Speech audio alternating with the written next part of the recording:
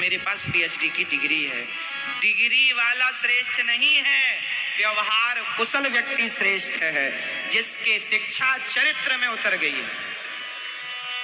चरितार्थ करने वाली शिक्षा चाहिए, कागज की डिग्रियां वाली शिक्षा ना चाहिए। आज हमारा देश पीछे क्यों है? क्योंकि आज हमारी डिग्रियां कागजों पर है। आप कर क्या रहे हैं? हमारे देश में टॉर्च भी हमारे देश में नहीं बनती। टॉर्च होती है ना, वो भी हमारे देश में। टॉर्च का सेल होता, वो भी हमारे यहाँ नहीं बनता, चाइना से आता है। अब बनने लग गया हो तो राम जाने। हमारे भारत का एक सक्सेस कोई फोन नहीं है, मोबाइल, कि हम कह सकें कि ये हमारे भारत का मोबाइल है। विदेशी मोबाइल खरीदने पड़ते हैं भी तो हैंग हो जाते हैं। वो क्षमता नहीं है ना जिस क्षमता का हमें चाहिए। जैसे आईफोन है, ये फोन भारतीय फोन नहीं है, विदेशी है, पर मजबूरी में लोगों को रखना पड़ता, क्योंकि विकल्प नहीं है इसका, तोड़ नहीं है। हमारे देश में हमारे वैज्ञानिक ना जाने कहां बैठे हैं, क्या कर रहे हैं। क्यों नहीं बढ़िया सा आप तैयार करें अपने देश का, एक ब्रांड हो अपना, हमारे देश का। हम मोबाइल लें तो हम क्यों भारत का पैसा विदेश में खर्च करेंगे? विडंबना ये है देश की कि यहाँ आयात ज्यादा है, निर्यात कम है। हम देश में खरीदते ज्यादा है और बेचते कम है, और जो आदमी खरीदता ज्यादा हो बेचता कम हो, वो माइनस होगा, प्लस नहीं, आज नहीं कल। इसलिए संभावनाएं ये बनाइए अपनी कि हम देने वाले बने, हम लेने वाले ना बने। हम भारतीय चीजों को खरीदें, भारतीय चीजों को बढ़ावा दें, पर विडंबना ये है कि आज भारत में विकल्प नहीं है तो ना के बराबर। मेरे एक शिष्य हैं, वो एक केमिकल का काम करते हैं, लकड़ी में कोई केमिकल यूज होता होगा पॉलिश वॉलिश में, है ना। वो बता रहे थे कि हमारे देश में ये लकड़ी में पोतने वाला केमिकल भी नहीं बनता, वहां से लाना पड़ता चाइना से। वो चाहे तो 10 रुपए का दे, वो चाहे तो 100 रुपए का दे, खरीदना पड़ेगा। हमारे यहाँ कोई इसकी ग्रोथ नहीं है ही नहीं। हम लोग केवल मस्त हैं, पिक्चर देखने में मस्त हैं, कुछ कर ही नहीं रहे हैं अपने देश के लिए। कैसे आगे बढ़ेगा हमारा देश? आज के पढ़े लिखे बच्चे नौकरी चाहते, हमें नौकरी पे रख लो। क्यों चाहिए नौकरी? क्यों नहीं अपना उद्योग डालते? क्यों नहीं अपना बिजनेस डालते? क्यों नहीं अपने लिए, अपने देश के लिए काम करते? क्यों नहीं नौकरियां पैदा करते? कब तक भागोगे नौकरियों के पीछे? कब तक नौकर बन के जिंदगी काटोगे? कब तक दूसरों की लातें और बातें खाओगे? हर नौकर के ऊपर कोई ना कोई बॉस बैठा होता है जो तुम्हें बेइज्जत करता रहता है। अपनी औकात भूल गया? इसलिए क्यों बेइज्जत होते? क्यों नहीं मालिक बन के जीने का संकल्प लेते हो? कसम खा लो, खूब पढ़ेंगे और खूब पढ़कर सारा ज्ञान हासिल करो, सारी भाषाएं सीख लो, हिंदी, इंग्लिश, उर्दू, तमिल, तेलुगु सब सीख लो, सारा ज्ञान हासिल करके, और ऐसा बिजनेस करो, ऐसा काम कर दिखाओ कि दुनिया गर्व करे, वाह काम हो तो ऐसा, व्यक्ति हो तो ऐसा, आदमी होता है। देश के लिए करो, अपने लिए नहीं, परिवार के हित के लिए नहीं, देश हित सर्वोपरि। और आपकी जब तक सोच बड़ी नहीं होगी तब तक नौकरी से कभी आप निकल नहीं पाएंगे।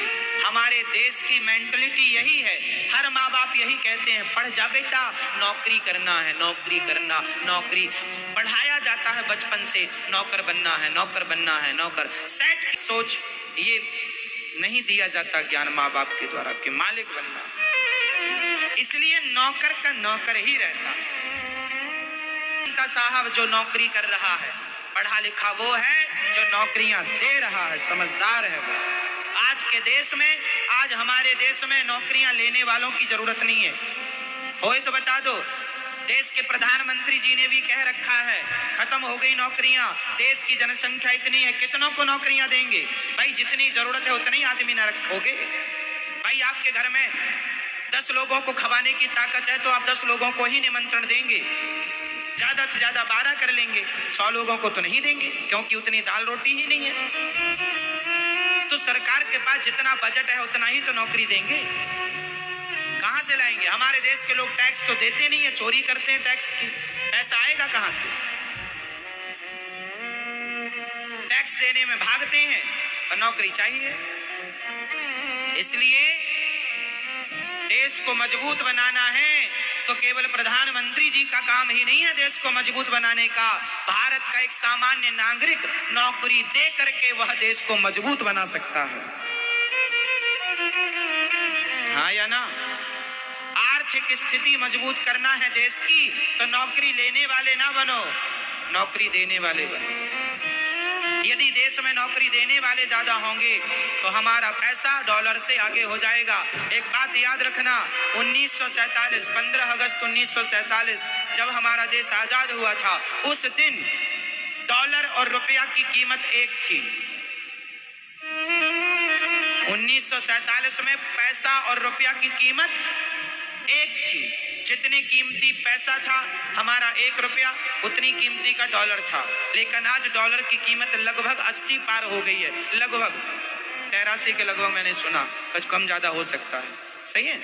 हमारा रुपया हमारे वो 80 कदम आगे चला गया और हम 80 कदम पीछे रह गए। कारण क्या है? क्यों नहीं अपने गिरेबान में हमने कभी झांका? इसलिए 80 कदम पीछे रह गए क्योंकि हम नौकरी लेने वाले तो बने हैं, नौकरी देने वाले का विचार कभी बनाया ही नहीं। ना बच्चों को प्रेरणा दी कि बेटा देने वाला बनना, इसलिए 83 कदम पीछे हो गए, 80 कदम पीछे हो गए। आजादी के समय देख लेना कि डॉलर कहाँ था और भारत का पैसा कहाँ था। कितना समय हुआ? आज 70 साल ही तो हुए हैं, लगभग 70-75 साल, बहुत ज्यादा 1000-2000 साल तो हो नहीं गए। कितना पीछे हो गए। यदि यही हालत रही तो सोचो 100 साल में और कितना पीछे हो जाएंगे, 150 साल में और कहां जाएंगे। इसलिए अभी भी कुछ नहीं बिगड़ा। मेरी माँ, मेरे नौजवान दोस्तों, बताइए नौकरियां लेंगे या नौकरियां देंगे? जोर से बोल दो।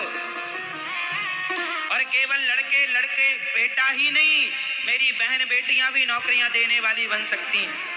बिजनेस व्यापार केवल आदमी नहीं कर सकता।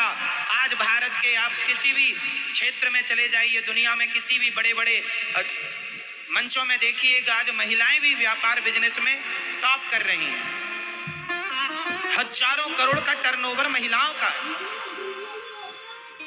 हजारों करोड़ का टर्नओवर। करने से सब होता है और ना करने से कुछ नहीं होता। तो करने पे विश्वास करिए, रोने पे नहीं। हमारे देश में रोना रोया जाता, अरे हमारे तो भाग्य में ही नहीं था, हमारी तो किस्मत फूटी है। ये रोना है, ये बहाने हैं, इसके सिवा कुछ नहीं। कर्म करने वाला इंसान, मेहनत करने वाला व्यक्ति ना कभी भाग्य का रोना रोएगा, ना कभी भगवान का रोना रोएगा। वो अपना कर्म करता रहेगा। कर्म करने वाले को सफल बनाएंगे भगवान। हर उस व्यक्ति का साथ देते हैं भगवान। अमेरिका आगे निकल गया, भारत पीछे निकल गया। कारण क्या? आप लोग पूजा ज्यादा करते हैं फिर भी पीछे, अमेरिका पूजा नहीं करता फिर भी आगे। एक ने सवाल किया, मैंने कहा भगवान पूजा करने वाले का साथ बाद में देता है, कर्म करने वाले का साथ पहले देता है। अमेरिका के लोगों ने कर्म किया तो ईश्वर ने उनका साथ दे दिया।